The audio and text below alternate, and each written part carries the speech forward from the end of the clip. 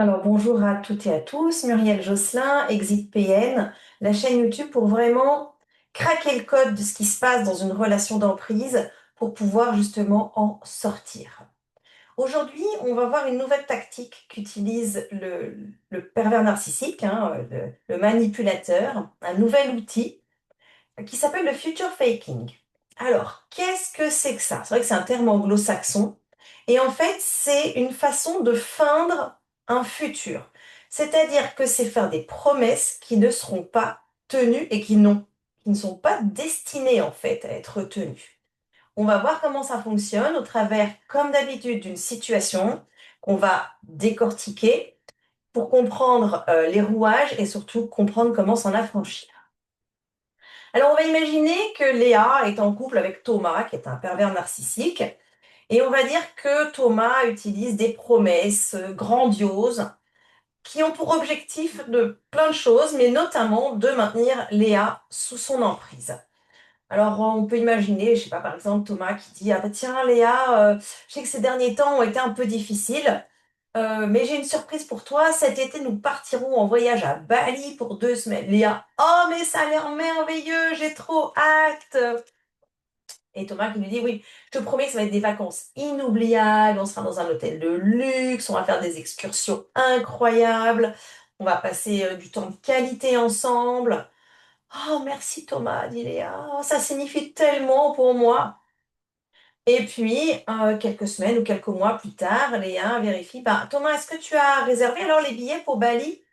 Ah, Léa, tu sais, j'ai eu beaucoup de travail, j'ai pas encore eu le temps, et puis nos finances sont pas au mieux en ce moment, peut-être que on devrait reporter ce voyage. Alors évidemment, Léa est hyper déçue, mais tu m'avais promis, j'étais impatiente, je me faisais une joie à l'avance. Et Thomas lui dit, bah, je te comprends, mais tu dois être patiente et compréhensive. On fera ce voyage plus tard, je te le promets.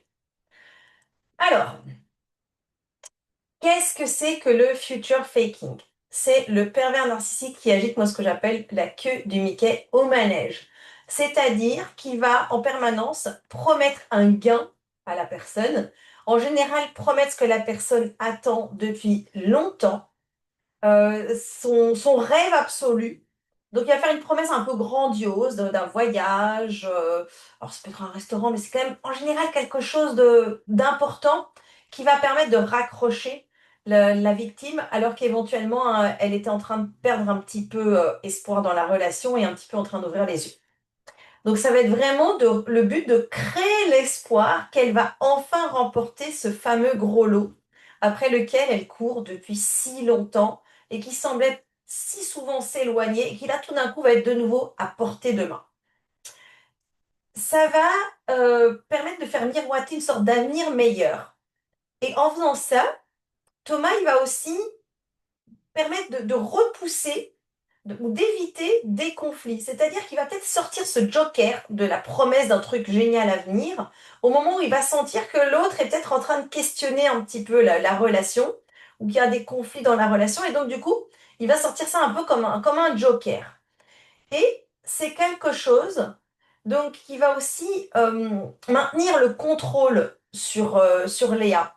Parce qu'en réalité, avec cette alternance de promesses, déception, promesses, déception, promesses, déception, il va finalement fragiliser Léa. Alors il y a tout un mécanisme biochimique dessous, mais finalement, Léa va perdre espoir et curieusement, comme bien souvent dans les relations d'emprise, au lieu de se mettre à questionner l'autre, eh ben, elle va finir par se mettre par se questionner elle-même peut-être. Est-ce que finalement j'ai peut-être pas mérité? Est-ce que finalement, bah oui, notre situation n'est peut-être pas géniale?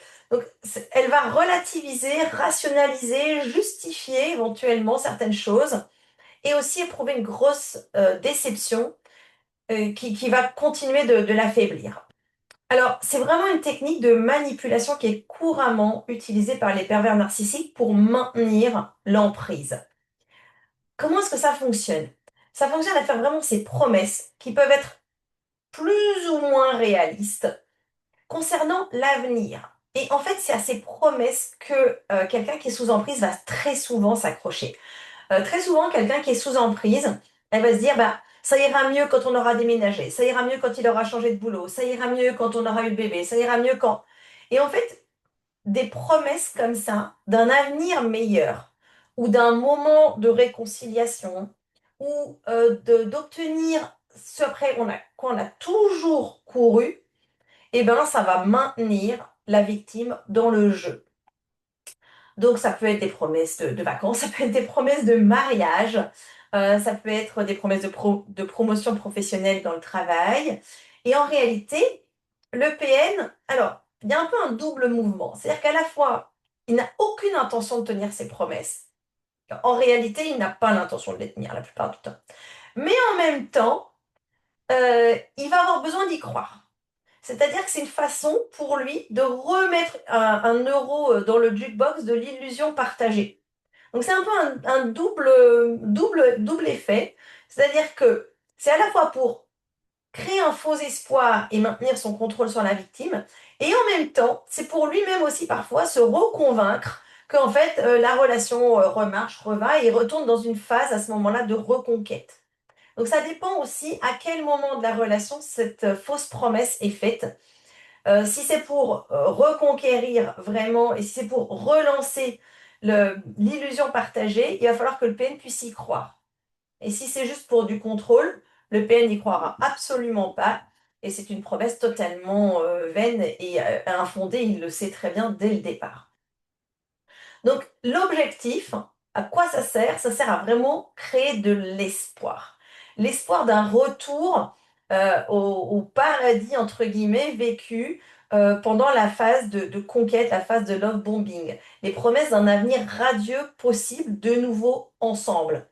Et ça va créer une anticipation favorable chez la victime qui va la rendre plus susceptible en même temps de tolérer les mauvais traitements actuels. Elle va se dire, bah, c'est pas très grave s'il fait ça maintenant, de toute façon, il m'a promis que. C'est pas très grave si ceci, machin, parce que de toute façon, je sais qu'à telle date, on va partir en voyage à Bali. Donc, on voit que c'est vraiment un levier sur lequel le PN va pouvoir s'appuyer. Et en faisant miroiter cet avenir meilleur, et ben finalement, le PN garde la personne sous emprise par ce mécanisme d'espoir, par ces promesses qui ne sont pas forcément, et la plupart du temps, pas destinées à être tenues. Et ça va vraiment éviter des conflits au quotidien, ce qui est une chose que le PN voilà, cherche parfois à faire. C'est-à-dire que parfois, il va chercher à éviter les conflits. Parfois, il va en déclencher, mais ça, c'est seulement quand lui, il aura choisi. Par contre, il va éviter les conflits que l'autre dans le couple pourrait initier en mettant sur le tapis les dysfonctionnements de la relation. Alors, les conséquences, évidemment, c'est une grosse déception, une grosse désillusion de la part de la victime. Il y a une perte de confiance. Et alors, curieusement, encore une fois, hein, il va y avoir une perte de confiance dans la relation, mais aussi une perte de confiance en soi-même. Est-ce que je mérite? Est-ce que je vaux? Parce que parfois, il y a aussi une punition. C'est-à-dire que la promesse, elle ne va pas être tenue sous forme de ah ben non, on va pas le faire parce que tu as fait ça. Donc ça, c'est la punition qui vient se rajouter par-dessus. Donc la victime, elle va aussi douter de ses perceptions, parce que le pervers narcissique va peut-être aussi lui dire, mais je t'ai jamais dit ça. Mais non, je t'ai dit qu'on partirait, mais pas du tout à ces dates-là. Non, je t'ai dit qu'on partirait, mais pas du tout à cet endroit-là. Voilà. Donc, il peut y avoir aussi du gaslighting associé au future faking, hein. Et il va y avoir quelque part une érosion de l'estime de soi de la personne sous emprise. C'est ça qu'il faut comprendre, c'est que tous les actes de manipulation du PN, au lieu que la victime s'en remette en question vraiment le manipulateur, eh bien en réalité, elle va se remettre en question elle-même et éventuellement remettre aussi en question un peu la relation, mais surtout remettre en question elle-même. Alors, comment reconnaître et s'affranchir de ce future faking? Donc, reconnaître, c'est déjà la première étape. Se rendre compte que c'est une tactique, une sorte de drapeau, de petit chiffon qu'agite le pervers narcissique en disant, tiens, regarde, tu l'auras. Ah ben non, tu l'auras pas. Se rendre compte que c'est un schéma qui se reproduit fréquemment. Alors parfois les victimes ne s'en rendent pas compte pour elles-mêmes, elles s'en rendent compte par exemple quand un parent PN fait des promesses aux enfants qui ne tient jamais.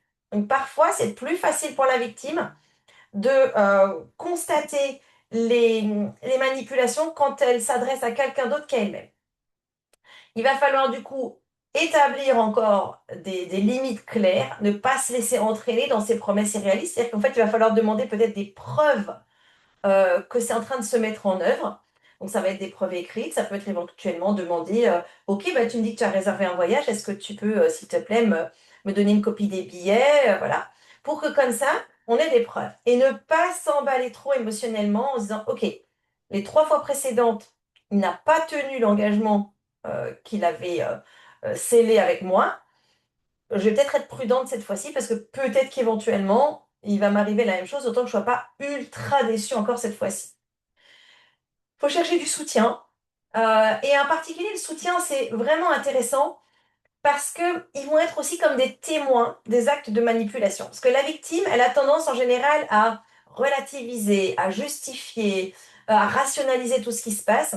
Et en réalité, avoir quelqu'un qui quelque part dit, ah, ben là, ça fait 4 fois, qui coche des cases en fait, à chaque fois qu'il y a une manipulation, à chaque fois par exemple qu'il y a une promesse non tenue, ça permet de tenir les comptes d'une façon plus objective et que la victime entende, ah ben oui, mais là, ça fait quand même 4 fois. Ah oui, là, ça fait quand même beaucoup. Et puis évidemment, comme toujours, il faut essayer dans ces cas-là de modifier le contact qu'on a avec un pervers narcissique, s'en éloigner si on peut, pour protéger vraiment sa santé mentale, parce que les déceptions qui s'enchaînent sont un cocktail chimique extrêmement nocif et ça ne va faire qu'affaiblir la victime.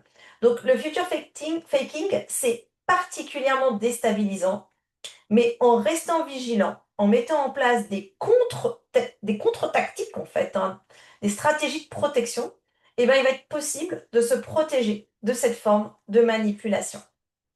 Voilà, alors j'espère que c'est clair pour vous. Et encore une fois, ExitPN, la chaîne pour vraiment décoder tout ce qui se passe dans la relation d'emprise pour pouvoir s'en affranchir. Au revoir, bonne fin de journée à tous et à bientôt.